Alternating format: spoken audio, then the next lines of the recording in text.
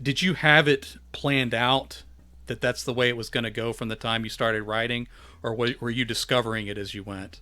I guess what I forget what the kids call it these days, but I guess a plantser, where I Oh, plan okay, some both. and yeah, plan some of it. Part of it's by the seat of my pants. I think the discovery process for me is always really rewarding because I half the time I have a really bare bones structure, but I don't really know how I'm going to get from beat to beat. And part of the fun of that is sometimes my characters will do something that surprises me, where it's like, this is the thing that needs to happen now, as I'm looking at the book. So I take a long time with first drafts, and I don't have Hmm.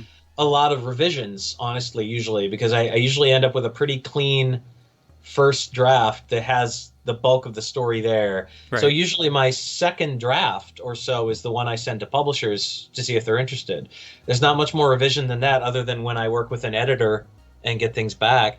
And I think that's because I allow myself time to sort of discover what might happen and let the story go where it wants to go without trying to control it too hard. Okay.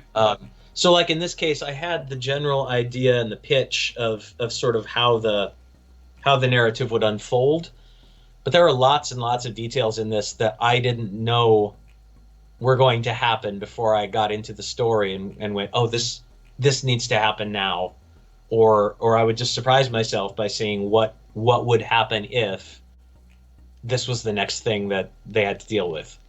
So half of the fun is for me is just that discovery process.